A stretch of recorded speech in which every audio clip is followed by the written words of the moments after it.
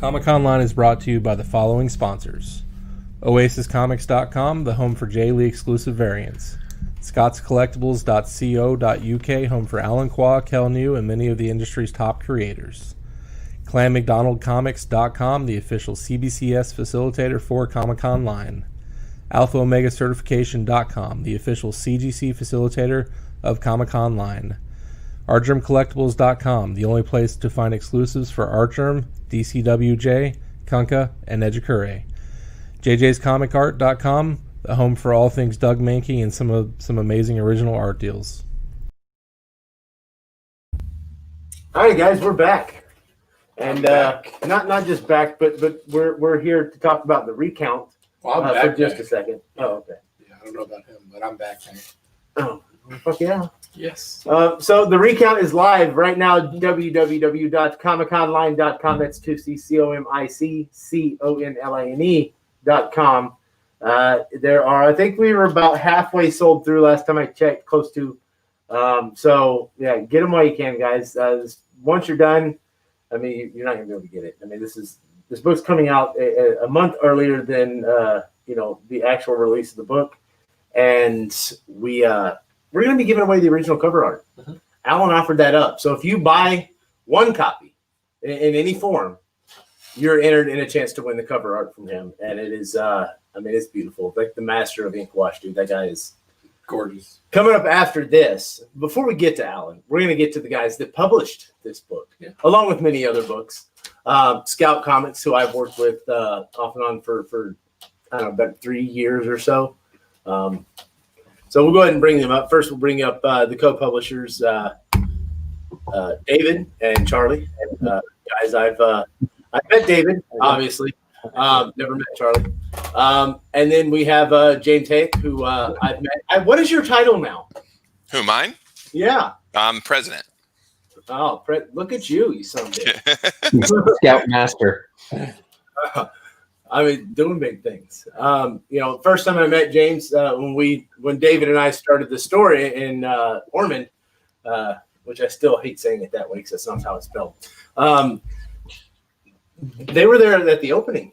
James, and Rich stopped by, Rich Rivera, and I mean, it was a hell of a thing. You brought we did the mall, I think was was that it, David? Was that the first cover we did with them? With you guys, I guess now? Yeah, and then we did the Stabby Ever After a little later. Yeah, we did my Long Live Pro Wrestling too. Yes, where my ugly ass is on the cover. Yeah. Now I graduated from being on that cover where I looked like a hobo all the way to being on a Nightwing cover where I still look like a hobo. So it's moving up, I guess. I like to think I don't look like a hobo, but it seems to be the rendition that everybody has. So maybe I should just embrace it. I don't know. We do have a comic called Murder Hobo, Corey. It sounds like it might be a perfect match, man. I mean, who's the writer? Do I know them? I'm actually staying at his house. I'm the writer and creator of Murder Hobo. I'll ask him when he comes down. He's put his 2 little girls to bed right now. So I thought you were going to say he's putting his makeup on. That's after he puts everyone to bed. But maybe we can have like a hobos colliding multiple realities, all the hobos together in the Hoboverse. Oh, crossover. Yeah, that's right. I like it. Yeah. I like it. Well, thanks for having us, man. We're glad that we can be on, and thank you for supporting the brand for so many years. I'm sure that you saw how we've grown exponentially, even in the past 6 months, let alone the past 3 years. Just making waves. We got that Simon & Schuster book deal. We're now managed by Mosaic, which is one of the biggest management companies in LA. We have a whole bunch of our titles that are being set up, and I believe it's just the beginning. We brought in both Charlie and David, what is it, about 3 months now, guys? And they've just done a hell of a job. I tell them privately. I was going to say, I don't know if it's 3 months because we're in COVID time right now. So it could have been 3 months. It could have been like 3 years. I'm not sure exactly where we are. Well, publicly, I just want to state that how amazing these two gentlemen are and like how honored we are to have them on the team. They've really just, again, true partners, great guys, great creators, White Ash and both Stake, The Couch, multiple titles. We all started off as creators, Corey, I think, as you know, and Yeah. a lot of the back office people are the creators or writers or artists, and just like-minded individuals that have kind of come together, and we have formed this amazing team. And just bringing like really cool stuff to the world, stuff that I know I would buy, like the Recount, which you guys did. Just amazing book. A lot of people are concerned with the political nature of it, but it really it's not all about politics. It just kind of, wouldn't you say, Charlie, that it just rides the line? It doesn't take one point of view or another. It's just a well done story. Well, I mean, I think right now we're in a place where a lot of people are concerned about the election and about politics. So anything's going to be viewed through that prism and that filter. Mm-hmm. But I think we also know that comics take a long time to make. So some of this, people are putting the moment of today on something that was originally written probably a year ago. And so I think that's the thing that people need to remember when they look at comics and things like that, that it's not a timely medium. So it's very hard to comment on something that's happening this month with something that was conceived for a long time ago. But I think the other reason that people are getting really excited about not just the Recount, but everything that we're doing is because, like, as you were saying, David, we're all creators. And, we've been really finding that creators appreciate how we treat them at Scout and how we let their titles flourish. And it's becoming a place where, the higher caliber of creators, it's growing by every month, just in terms of who wants to be part of what we're building, because that's what we're building. Like it's a collective, we're helping guide this wave of amazing creators and helping them get to the stores. Yep. And then our retailer relations that we've had in the past couple of months. I mean, it's just been.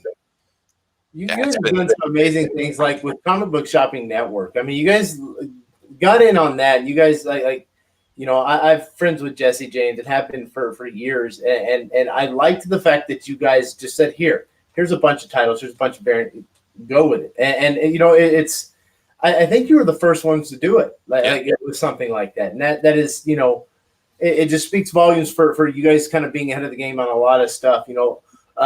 Most of, if not all of your titles end up getting optioned in some form or fashion for something other than a comic book. I mean, that is just goes to show the process and the quality of writer that you guys bring in to the fold there. And I mean, I think that's awesome. Thanks. Yeah, it's been, and the best is yet to come, in my opinion. I mean, stuff getting optioned before getting optioned was kind of the thing to do. I remember 3 years ago when I first met you, your shit was getting optioned. It was like it was happening left and right. And, I was stunned by that, it adds to the collectability for the fan. Yeah. You get the book that we did, the Recount, that was awesome. We did the mall with you when our store opened. We did what did we end up doing? Stabity Ever After, David, when you and I went to the shop. We did Long Live Pro Wrestling. 2 of your books we did. For James. Both are optioned now, like the ones that we did. I'm not sure if you knew that, but yeah, both of them got optioned. And yeah, it's wild. Like, I was just talking to Charlie the other day about it, and a lot of people don't fully understand the Mosaic deal. So, when things get optioned, it still has a long road before actually getting made. It's like step one, but you have to make step one, right? But this Mosaic deal really helps us. It's like them guiding us up the steps, Mm-hmm. They just will attach like people that they manage, whether it's an actor, director, writer, and again, it's such a big deal signing with a company like them and being partners with them. I can't overstate it enough. So, I mean, I guess, how many of your have you had any actually go past that step one and actually get to? Are there any in production? Are there any like currently? You'll see. You'll see. I plead the fifth. But I think to James's point, I came to comics from the film and television industry. Before that, when I originally started out in comics and then kind of took a long detour in Hollywood, and it just takes so long. And there's so many different steps in terms of scripts being optioned. And then you get attached to a production company. And then the production company brings it to a studio. The studio has to bring it to a network. And all along the way, things need to get approved, and the thing can get canceled really quickly. By partnering with a company like Mosaic, we get to jump the line, so we don't have to go through as many of those steps. So you're going to see a flurry of Scout films going forward that are hopefully going to move quickly into production as TV shows and also as feature films. That'd be awesome. I know it's kind of been a long time coming for you guys. Like I said, I've been doing business in one way or another out for years now, and we got feedback. Yeah, somebody got the thing playing too. Huh. Oh well. Anyways, so it is awesome to see that, because all the stuff that we knew and all the titles that James, you ran across us when we were, I forget what the name of the book was. There was one where, David, we were going to get John Boy to do a cover for it. Didn't end up happening for one reason or another, but I can't remember the name of it. But it looked like the original cover looked like one of the old like Image Bibles. The Source. Yes, it was. Yeah, we were going to do The Source. That's right. Like from that to, like I said, the mall and whatever else. These are stuff that I enjoyed reading, and I only enjoyed reading. But actually, I'm going to skip over a little bit. Are you afraid at all in any of this that, like, one of your titles, James, let's say that it's optioned and goes to you're going to get a series, you're going to get a movie. Are you afraid that they're going to alter it to a point where you don't recognize it really? You know what? No. I know a lot of people are like that, but I view it as that's what's so beautiful about the comic world is, like, I own the rights for the comic. I can do whatever I want, and that's why I did it in the first place, was to make a comic book, because I love this industry. So my only concern, quite honestly, is they don't make it a bad show. If it's different from what the comic is, great. I just want it to have quality. I think we would all probably agree to that. But of course, I'd love to be in the writer's room if that happens. But to me, it's all icing on the cake, man. Like, my actual cake was making the comic and seeing that come to life. That's kind of my opinion on it. And I feel that about all of our titles, is that, yes, we understand the collectability of our titles, and which we think is great, and we love the collector's market. But our main goal is to gain readers, because we want people to love the medium, to read our books, to enjoy the stories and the art. And I just think it's a secondary benefit that they are collectible too. Yeah. So I just to tell all the collectors out there is, like, yeah, it's a collectible piece, but if you actually sit down and read most of our books, if not all of them, in my opinion, of course I'm biased, but I think you're going to enjoy them. It's the best of both worlds, collectability with enjoyability. Well, and we also publish a wide range. So if your thing is fantasy, we have fantasy. If you like wrestling, we have wrestling. If you like a political thriller, we have a political thriller. We're doing a lot of horror that's coming out right now in October, in November. Yeah, so we have books for whoever you are, whatever you want. We have the good version of stories. We also have comedy. We have things like Murder Hobo or Metal Shark Bro. So it's such a wide range. Come check out our catalog. I'm sure you'll find something great, and also something that's collectible. Yeah. And on top of that, we also have the all ages line Scoot coming out in January. Corey, you can appreciate this from our time in retail. We're doing an initiative where we're only charging $1.99 to get kids and their parents to be willing to buy them. Yeah. Well, it's kind of like and not to say you're copying, but Boom with Kaboom. I don't think Kaboom is a thing anymore, is it? It's still a thing. Is it still a thing? Okay. So, I mean, it's kind of a little bit similar to that, but say it goes, I don't know much about that whole thing, but I think yours are, they cost less, and it is actually geared towards getting people in there to read, which I love. My daughter, 6 years old, just getting the sight words down and all that stuff, loves the idea that I'm into comic books, but can't quite read the some of them yet. You know what I mean? So I do like that, the initiative to get kids to read, this sort of stuff. I definitely love that. Now, what are some of the titles, I guess, right now that you guys have that you are definitely championing? Not necessarily for their ability to be optioned or anything like that, but just things that you guys. I want two from each of you, I guess. What are two that you think are just people are going to gravitate to, whether it's for the collectability, for the genuinely amazing story, or art, or a combination of all three? What are two from you, Dave? What do you think? Well, the first one it's another one of our. It's a Scoot title, Soulstream. We've got coming out in January, which I mean, none of us can say enough about this. The creator is a 16-year-old girl who does everything. I mean, this is a girl who's about to graduate high school, and she's getting a comic published. So we're actually really proud of that. And I mean, it's really good too. It's not like, oh, she's 16, she made a comic, so we're just going to publish it. I mean, this is better than a lot of adult creators' comics. I mean, that excited for that, but really excited to see what this girl can do in the future as well. If you're already getting stuff published at 16, there's really no ceiling for you. Yeah. What else you got? Let one of the other guys go, and then we'll take turns so I don't steal one of theirs.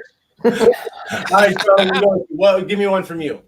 Well, I'm going to give you something fun that's coming up for Christmas. I'll say Red Xmas, which is a really twisted, dirty Christmas story about Santa kind of going off the deep end. And it's more in our very mature line of things. So if you like, say, Bad Santa, but also with a little bit of fantasy twisted in, that's going to be a really fun title that's coming out in December. I also want to say, if there's anybody watching who's got a title coming out and we don't mention it, it's because we were only given 2 each to start with. I mean, we can keep rolling, man. We got 39 minutes left. So what do you got, James? What's one from you? So I think, needless to say, this year 2020 has been quite the shit show, and that's the one I really think is going to do extremely well. Coming out in December. I remember back in September when the pitch originally happened. When I say September, not September of this year, but last year. I was out in LA with one of our partners, Tennessee, and we did a whole bunch of different meetings with many of these different, production companies and studios. And one of the things are, some of them were just seeing comics for the first time, and they coincidentally thought comics were just superheroes. Some of them, it was crazy. And most of the books that we have, we don't really do superhero comics.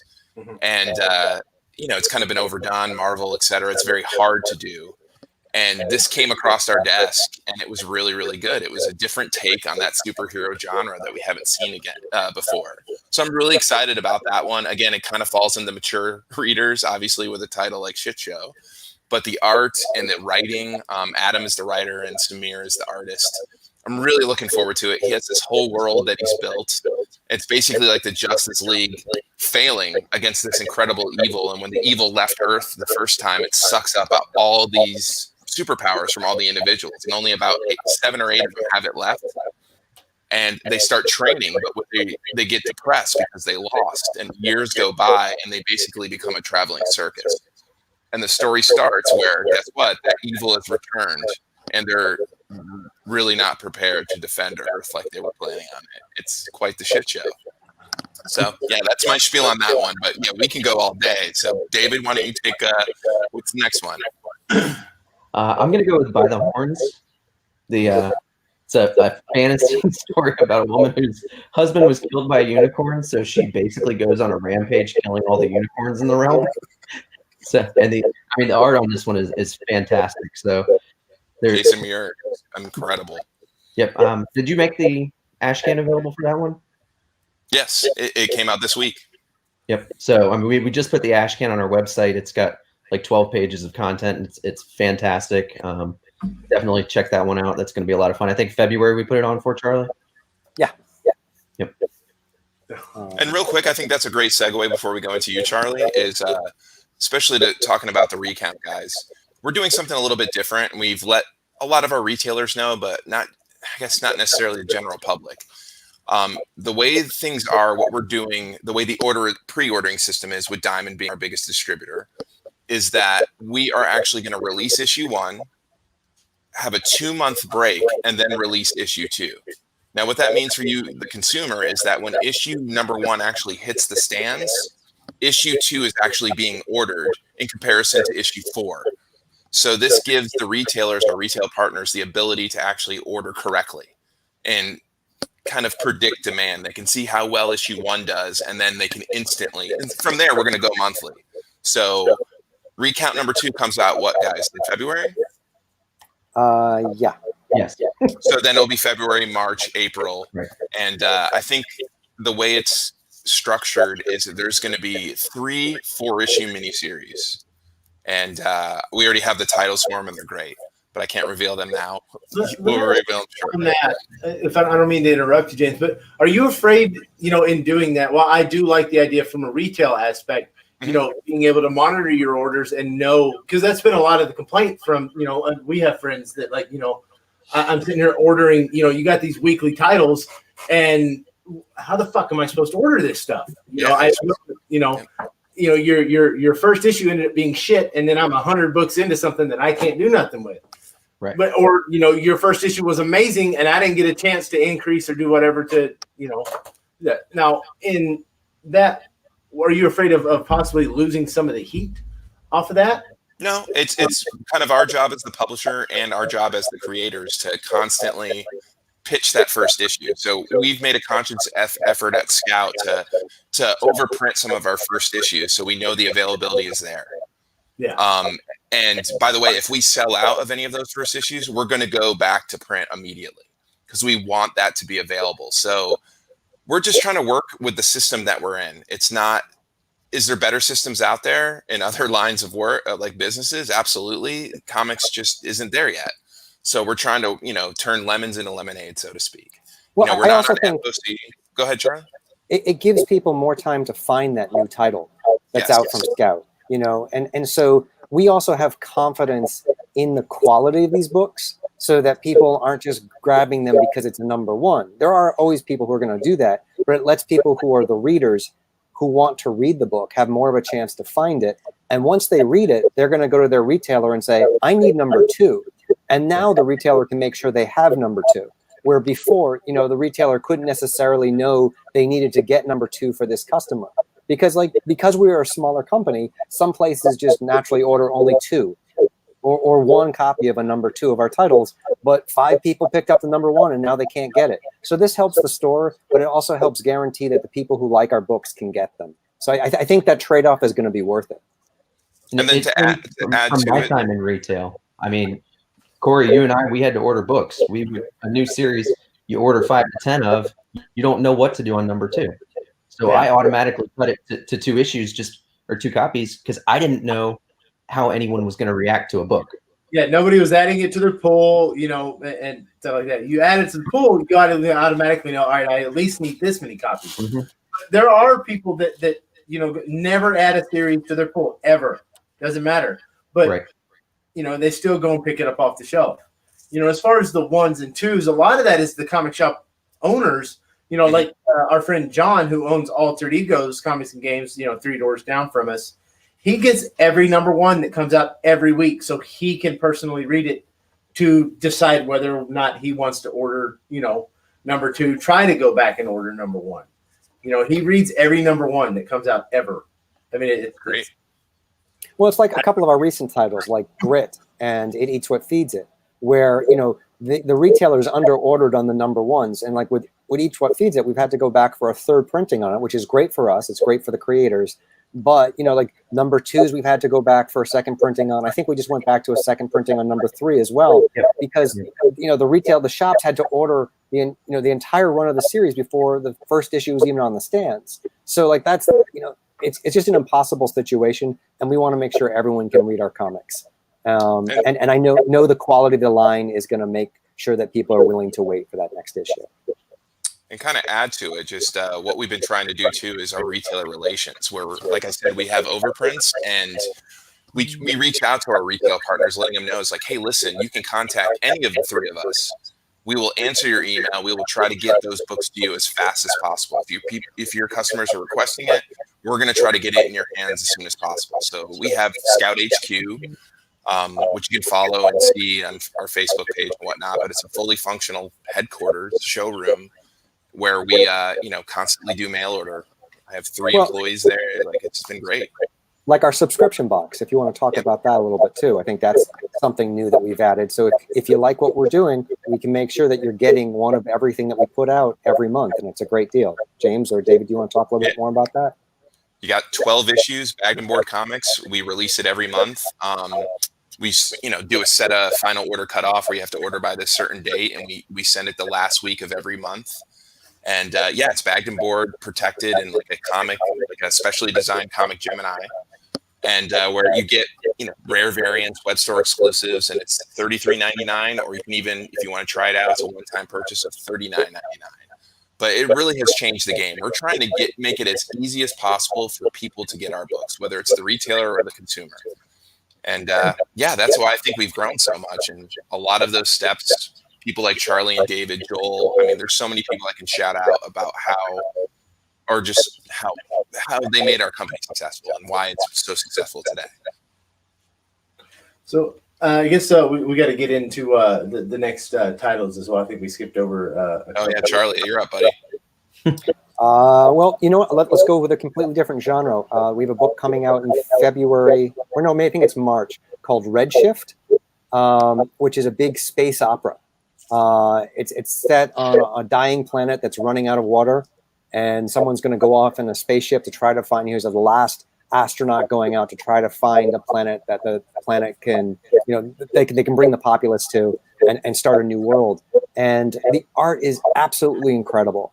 And the detail that that Himekar has brought to the society, it's just you just feel like this, like that the writer and the artist spent so much time world building and making a place that feels real, that when you read this first issue, you're going to know that this is next level science fiction that we're bringing to you. Like everything else, I mean, it's about the story, it's about the art, but this book is next level. It's called Redshift. There's an ash can out for that as well. If you look at the website, you can see right off the bat, like it's a gorgeous, gorgeous book.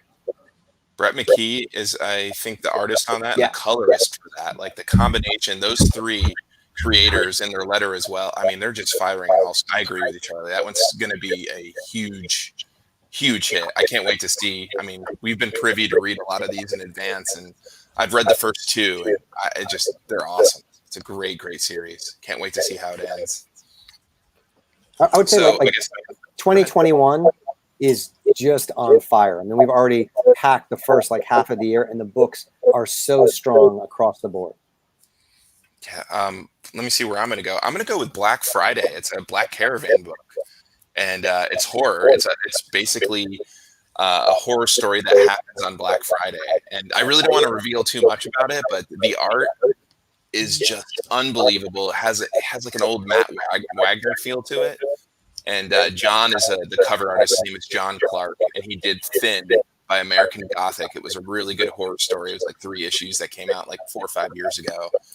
But I think that's going to be a huge hit in February. I mean, to be fair, Black Friday is a horror story all in itself. I mean, it is. It really is. And it kind of takes it to that next level. Just in the comments, we got Brian Silverbacks commenting, a lot about some potential crossovers or something like that. Don't forget that there are always Scout Web Store exclusive covers on the website as well. Artist John Jiang says, digging what you guys do. I don't know if you guys are familiar with him, but he's started as a concept artist to look at film, and that dude he's fucking phenomenal. Not just in his art, dude too. I mean, I get to we interviewed him during the last one, and then after that, we actually sat and talked with him for like half an hour, almost bleeding into the next interview, just talking with him. A fun guy to talk to. Oh, he's doing a cover for Steak. Is he doing a cover for Steak? That's great. Yeah, it's on Steak is another incredible title that we have coming out in I think January of next year. David, do you want to talk a little bit about that title? I think you know a little bit more about it than some of us. Of cover artists right now doing things for that. I remember when he first started working on Steak, and I was already kind of working with Art Germ a little bit. The Art Germ Collectibles thing was in the plans, and David knew that. I mean, everybody that I was close with knew that Art Germ Collectibles was coming. And I told him, like, dude, look at this kid. You're going to want to get a cover from this kid. And he listened. And he's happy to get. Well, the first thing I did was It is so hard to book Garrick for anything at this point. I mean, he has booked 3 to 4 months out nonstop. But, I mean, it just that he got Derek on an early cover of Steak, the ash can and stuff. And it's I mean, you've been working on this for a while, man. I'm Yeah, not well, saying I don't know if you remember, but before I even had Art, I asked you to ask Art Term to do a cover for me. I mean, And by the way, you showed me Steak at your guys' grand opening yeah. when we No, came it to was the sign. Christmas time when we came in. Oh, was it the Christmas one? Okay. That's when Yeah. I saw it for the first time, and I was just like, wow. That's when I stepped out of bounds and I told you how bad the Scout website was. Yes, yes. And That was since about the then, time when I left the shop, I think. Yep. Yeah. Yeah, right around then. And then Yeah, 2 that's months later, true. I was in San Diego with, or not San Diego, but C2E2 with Derek and Stanley. Mhm.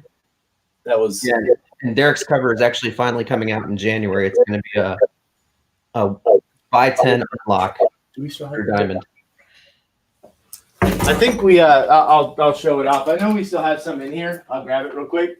I don't know well, if while you you're doing that, why don't you tell us what Steak's about? Give us the log line and the pitch, Dave. Let's hear it. I already know it, but let's hear it. Okay. No pressure. Right now, go. 1, 2, 3, go. So Steak is basically vampires are real, and they announce themselves by ripping someone's heart out on television. But our main character, Steak, happened to be there, and it was one of her best friends. So she's now devoted her life to finding that vampire. But in the same time, because vampires are basically now known, she's joined a vampire bounty hunting union where she's partnered with an actual vampire to basically police vampires registering and any crimes related to them. Very cool. Yep, and that's the sketch for that was their sketch. This is actually his first cover that he did. So you did this before he actually got into before Harley 58, before Harley 59, before Flash. Flash 60. David got this done. So this was his first comic cover. Yep. That came out MegaCon, right? MegaCon 2018. Yep. I had no idea it was going to blow up like it did. So it sold like all 1,000 copies within the first couple of weeks. So That's awesome, man. it was pretty crazy. Now, since then, you is there going to be a different, like, for those of people who like backed your Kickstarter and stuff? What's different about the Scout copy compared to the first one that you did on Kickstarter? So we had a different artist on Kickstarter, and I hired Francesca Fantini to do a spinoff that we actually have on Kickstarter right now for the series. And what's that? Yes, you should. Everyone should go back that. Yes, statecomic.com. But no, Francesca did such a good job, and I had a few issues with the artist that did the Kickstarter version, and basically I told her what was going on, and she said, "Do you want me to draw the main series?" So we only had one issue. I figured might as well redraw the whole thing instead of having a shift in art between issue 1 and 2 that was going to be so drastic. And the rest is history. It's coming out in February or January, excuse me. January, don't wait till February. And I'm really happy with the way it's turned out. We'll probably have some art for people really soon because it'll be in Diamond, which the previous magazine should come out the 28th, I believe. Of this month, right? Yeah. And Francesca's great. Like her work is beautiful, and so it's really a whole new book that people haven't seen before. Yep. And I think that's in general. Sometimes people ask us about, sometimes our books are on Kickstarter before they come out through the company, and we always try to make sure that there are variations between the two things, so that the Scout version is completely unique as a published entity itself. So, in this case, it's all new art. So that's really like the first version of this book. Yep. Mm-hmm. I want to comment on something, Danny Morales. I've known Danny for a while. I think all of us know Danny a little bit, but David, go from 3 years ago, we were owners of a comic book store, and now somebody's wanting you for an in-store signing. Yep. Kind of ironic, huh? I mean, it's fun to see where everybody goes from one point or another, and I mean, that's interesting. That I think it's awesome, to see that happen. That really is a giant turn of the wheel because he was a customer. We were shop owners. Now he's running or helping run a shop, and neither one of us own a shop. Yeah. Well, I own Yeah, you got shop, I guess. I mean, I don't own a brick and mortar anymore. You can't pay me enough to own a brick and mortar now. it's a very thankless job. I have a lot of respect for anyone who does it. Especially for a guy that drives from Jacksonville to Ormond Beach. That was a long drive, dude. Yep. Oh man. Well, and I think that comes back to. Go ahead, Charlie. I was just going to say, we really do appreciate how difficult, especially right now with COVID, things are for the retailer partners, and we're doing everything we can to make it easier for them. Whether it's ordering direct, or I even have a program that we started out here in LA where I'm able to service some of the shops locally myself. So if they need to reorder, they don't have to go through the whole diamond process. They can just shoot me an email and say, hey, I need this book, and I can just drop it off for them. And it's a pretty big area out here in LA with a lot of different shops. Now, I'm going to ask you. Now, speaking of diamond and everything, do you guys offer your stuff through UCS and UCS is just DC. Yeah, but they won't do anybody else? No, not yet. No, nope. They're strictly DC right now. Okay, so I mean, would you consider? And I don't want to. Maybe this would put combined with diamond. I mean, I don't know. Or was it the discount or whatever, the Lunar Discount? Yeah, Lunar and UCS. No, our thoughts on our stance on that is we just want to make it as easy as possible and do as many channels as possible to get our books in the hands of our customers and our retailers. Yeah. So yeah, if that comes around, we would be open to it for sure. Yeah, we don't want to have the retailer, who's ordering through Diamond and through Luna or just Diamond to have to go to another distributor. We want to be on all channels so they can have the option for whatever cheapest for them and most convenient for them to get our books. So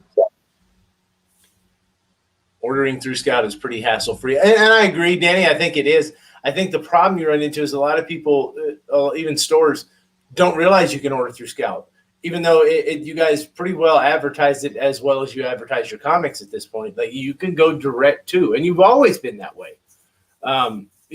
We really have the system down now, though. It's like it's a well-oiled machine down here that's just constantly growing, to tell you the truth.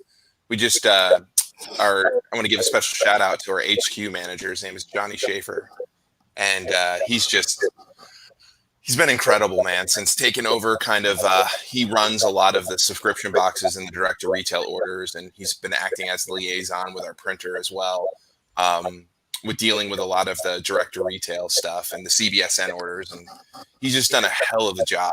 And he posted on our Scout Facebook page the most recent run of retailer direct orders, and it filled up his entire truck, like to the brim. And it was just really cool to see, because we are making moves in that world and just making it easier. So we try to make it as hassle-free as possible, for sure.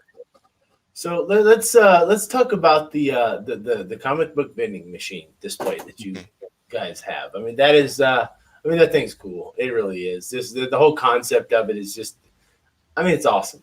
It very nostalgic for vending machines that you can see. I love it. We don't do any Scout comics, but I want one for the fucking office, dude. I do. I want one for my bedroom. Hell with it. You don't do any Scout comics yet. What's that? Not quite yet. I think you said you don't do any Scout comics yet. Well, through Art Germ Collectibles. Well, actually, you just did. Comic-Con is a very tiny little spot in the Art Germ Collectibles office. Like, it's just our desks and the backdrop. That's all Conline is, really. The rest is Art Germ Collectibles, because that's the stuff that's what pays the bills, I guess. Well, not I guess. It's definitely what pays the bills. It's I don't know. We don't have customers that come in. We are not an open for business. This is strictly an office and a shipping facility. But I still want one to look at for me. So I don't know. Yeah, that idea came from one of our partners, Don Hanfield. He's the creator of The Source. He co-wrote them all with myself. He came up with this great idea. He produced The Founder. I'm not sure if you guys have ever saw that movie, but it's the one with Michael Keaton, all about McDonald's. So he meets this company.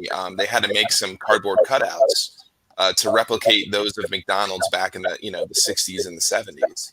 So he met this guy, and from there, he developed a relationship. And since then, that this company, like, I guess they do all the vending machines, or not vending machines, but cardboard cutouts for all of Disney World and Disneyland.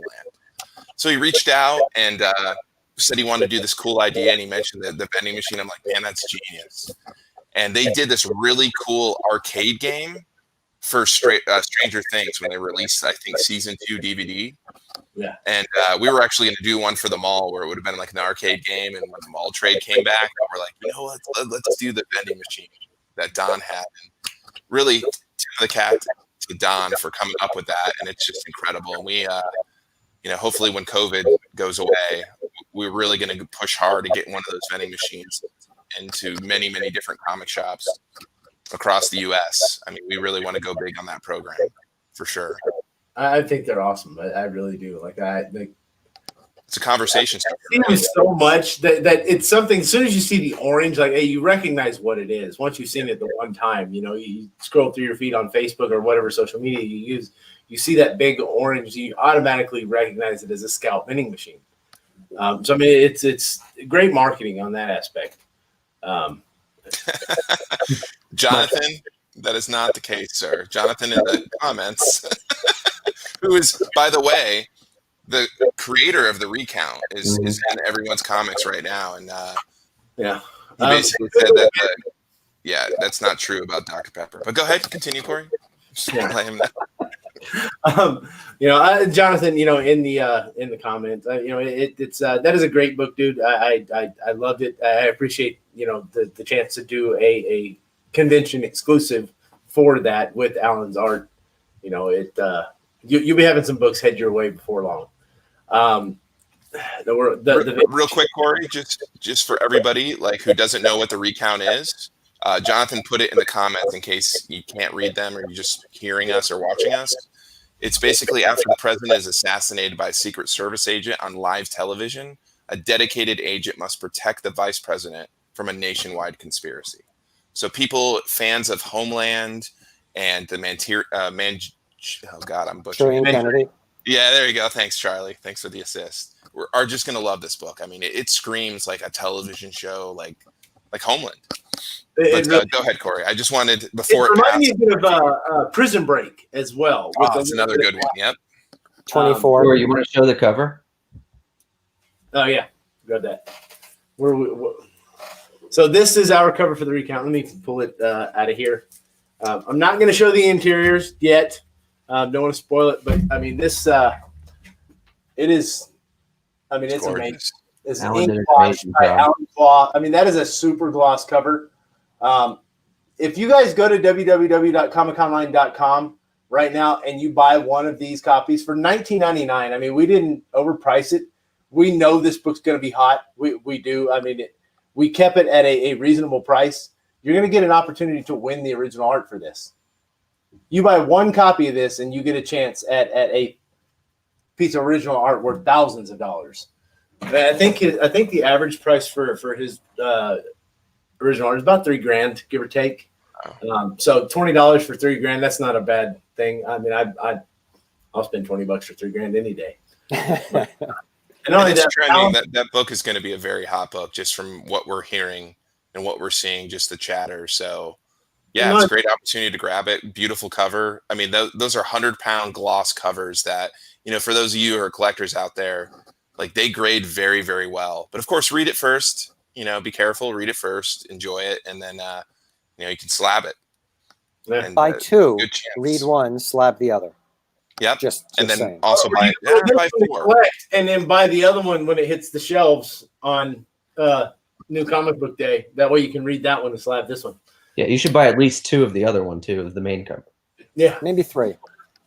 It really is. Alan is the variant cover artist for Nightwing currently. So I mean, he has pedigree to his art. For those of you that aren't aware of who he is, I've been following Alan for a very long time, as has Greg, mostly for Nightwing. Greg's a huge Nightwing fan. And he's not only a great artist, just he's a great human being. I've known him for about 2 years now, and just a wonderful person to deal with. And we almost didn't get this made. almost, because deadlines. I mean, the guys he sought after so hard that he just didn't really couldn't fit us in, but he made the time. Thank you so much, Alan. Made the time to get this cover done, because he liked the concept. I sent it over to him like, Alan, read this. Tell me if you think this is something that you'd like to do a cover for. Instantly, yep, we'll do the cover. How late can it be?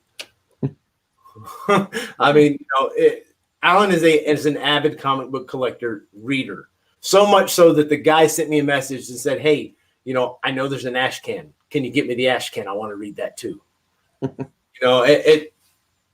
It just goes when comic creators love comics. It shows they don't hang their hat on shit.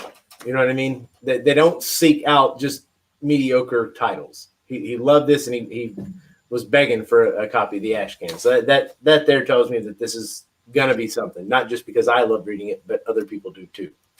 Everybody that's had part of this, JJ, anybody in Comic Conline, we knew this was going to be something. That's why we had to have this book as an exclusive, as our first self-produced exclusive, because I mean we know this title is going to be something for you guys. I think much the way that Stabity Bunny was for a while. I think it's going to be that popular, and I really do think it's going to be great. Completely different genre, clearly. Yes. But, as far as popularity and things to help out a publisher, I think this is going to be the book for it for a little while. Oh, for sure. I think it's going to kind of naturally lead in. We have a big release coming out in, 2 weeks, guys? The Phantom Star Killer, which it's already our highest with all the variant covers put together. No, Wednesday. It's coming out Wednesday. This Wednesday. Yeah, that thing is gonna. That's right, man. October's already Children gone. of the Grave. Children of the Grave also got huge orders. That's coming out in November. And Frank at Home on the Farm. Frank at Home at the Farm, which is kind of like The Shining meets rural America or rural England. So like there's some really good stuff. Really good stuff, and like the orders are going up and up. And I think someone had a comment about crossovers that we have coming out. We have a Star Bastard Loggerhead crossover that's coming out later this year. We also have a lot of titles that are like Grit will be coming back next year, which was a big hit for us. There's a White Ash spinoff one-shot that's coming out in February called Galarian. More White Ash next year as well. Can you guys think of anything else? Stabity and Gut Ghost. Stabity, yeah. And Gut Ghost, that's another crossover that's coming out. Looks like probably late November, maybe early December for that one. That one's going to be a real fun one. A couple of the homage covers that they did are really, really cool and are good throwback ones. Yeah, there's so much good stuff that we have. Yep. The Metal Shark spinoff called Ninja Nuns is going to be coming out, I think, in January as well. So it's some just really great books in 2021. And the end of this year as well. Give shout out to Daniel Scott and Scott's Collectibles for helping put this together. He's the one that connected us with Alan to make this happen. Those guys, he's got a bunch of phenomenal artists. I'm sure you guys would like to have on some of your titles at some point or another. Oh, I met him last year in New York Comic Con, him and his son, and they were great.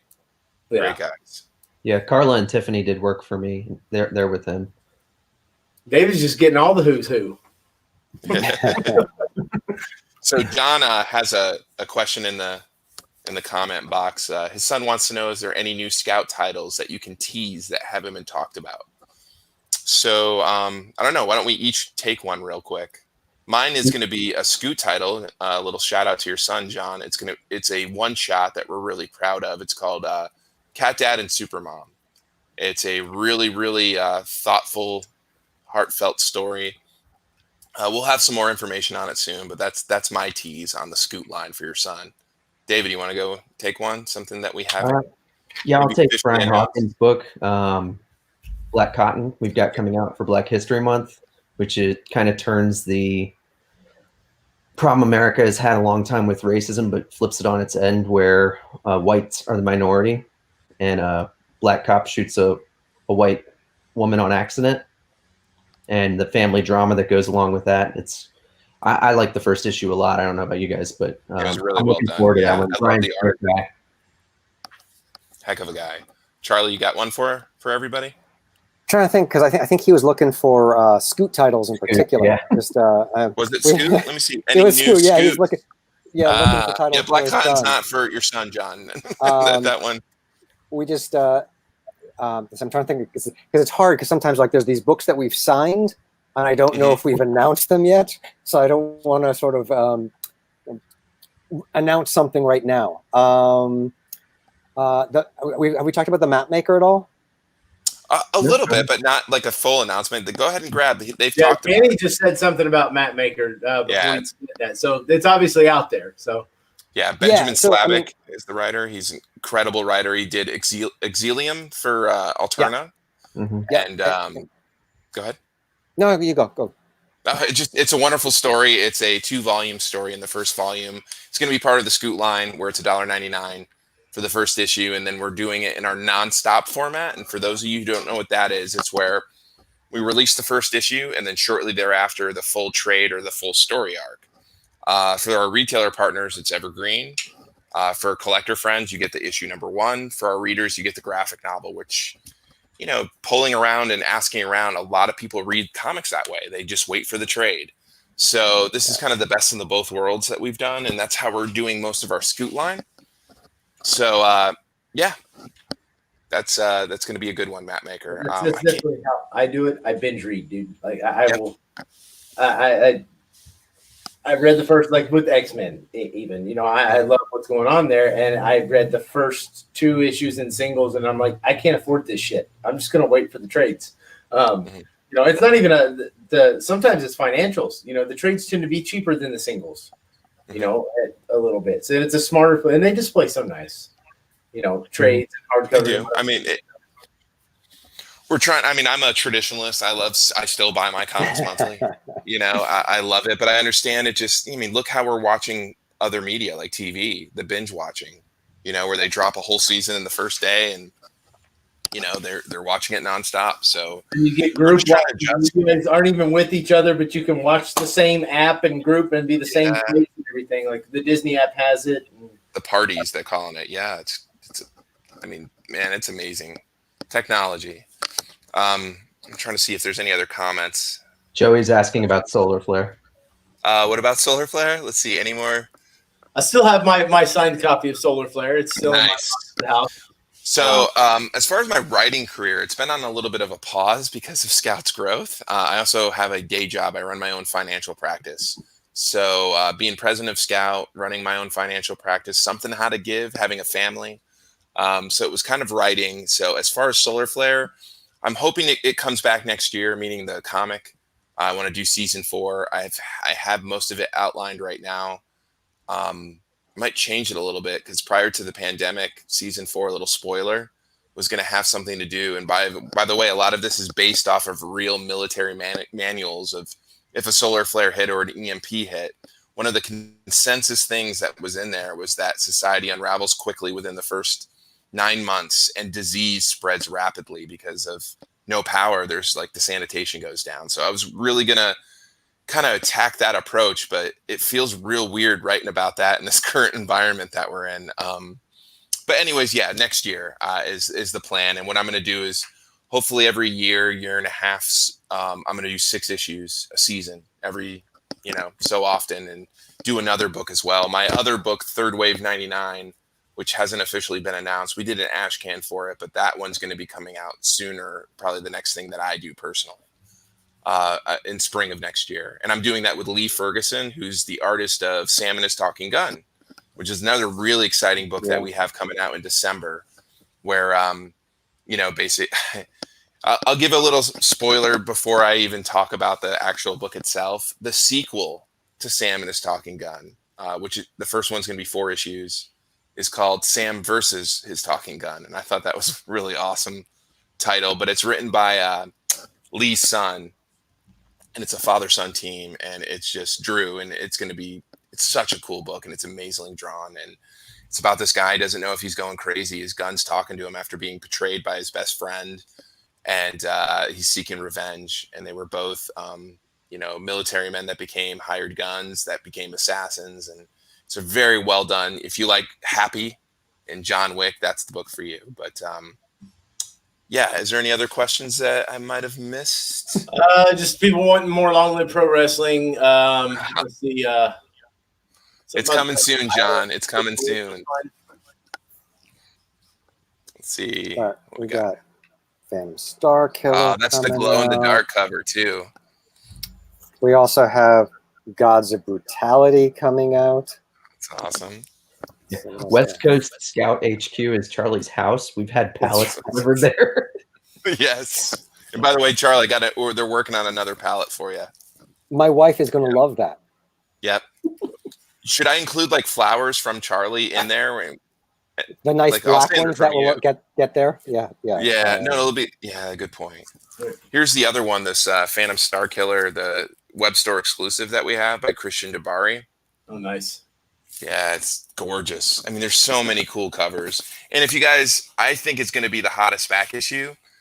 And we revealed it. You know what? We're going to break some news right here. We revealed it to our retailer partners, but we haven't said anything to our fans yet. Some of them might have picked up by talking to retailers, but with Phantom Star Killer, we did a secret variant. We did one from another one of our titles previously, and that's going to be kind of our thing, is when we do secret variants, they're going to be, our version of that is called VHS variants. So they're going to look like old VHS covers. So this particular one is for Phantom Star Killer. And if you look at it, sorry for the glare, guys, I'm in bad lighting, but kind of see it there? There it is. It looks distressed, but this is the Phantom Star Killer VHS variant where we randomly place them in our diamond order. And we gave them directly to our retailers as well. But I personally think that's going to be one of the more sought after issues next week when the news hits about it. But it's very, very cool. It's one of my favorite of the multiple covers that Phantom Star Killer had. I'm actually at Joe Schmalke's house right now. I'm in Maine. We're doing a big signing with One Stop Collectibles where they did like 5 variants. So I'm up here kind of visiting them. So these are his comp copies that we have, and they're just such a cool cover. But yeah, breaking news, guys. That's awesome. Well, guys, we are at our 10 o'clock time, and so that means we've got to say goodbye. It was great having you guys on. David, it was great seeing you again. I don't believe so. Yeah, I haven't seen any of you guys since the show stopped, and David only lives like an hour away. But it's I can't wait for the shows to start back so we can actually kind of see each other in person again. And until then, this will do, and we'll keep going with this. You guys are welcome to come back anytime. Anytime you guys have titles or anything that you guys want to promote, let us know.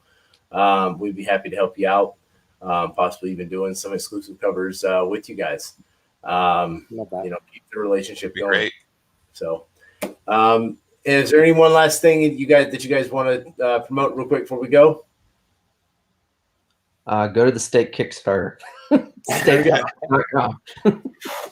I just want to thank everybody, all our fans out there, for just helping us grow as fast as we've grown threefold in the past 6 months, and it's just been incredible. So thank you to all of our loyal fans out there, and helping spread the word about Scout and our creators too. Again, we're so happy to be able to help create, or really help give them a distribution model and help promote their amazing works. And by the way, I can't go without saying, like, one of my favorite titles is White Ash, and Charlie is an incredible writer. It's such a good series. So when that one shot comes out in February, I saw the covers that we have for it. The art looks gorgeous. But sorry, I went a little long-winded, but yeah, I'm really happy to be part of this amazing company that we have. And I'll just piggyback on that and say that, one of the main reasons we're doing so well is all the incredible creators. If I look at the chat, there's a whole bunch of people who have books at Scout who have come here to help support the stream. I see Mario, who's got Kilchella coming out next year, which is another incredible book. The Scout family is just an incredible thing to be a part of. And I'm so proud and happy to be able to help all the creators grow their brands and grow the brand of the company and get to work with wonderful people like you guys as well. Yep. All right, guys. Well, thanks for coming on, and we will see you. We'll see you shortly, I'm sure. All right. Take care, guys. Thank Thanks, you Corey. again for having us. Thank you. All right, guys, we are in solo mode now, so we're gonna go ahead and take a short break, and we'll be back with the cover artist to our first, solo self done exclusive, the recount, Mr. Alan Qua.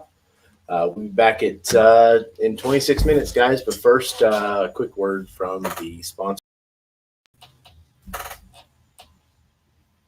Conline is brought to you by the following sponsors: OasisComics.com, the home for J. Lee exclusive variants; ScottsCollectibles.co.uk, home for Alan Qua, Kel New, and many of the industry's top creators; ClanMcDonaldComics.com, the official CBCS facilitator for Conline; AlphaOmegaCertification.com, the official CGC facilitator of Conline; ArtGermCollectibles.com, the only place to find exclusives for Artgerm, DCWJ, Kunkka, and Ejikure; JJ'sComicArt.com, the home for all things Doug Mankey and some amazing original art deals.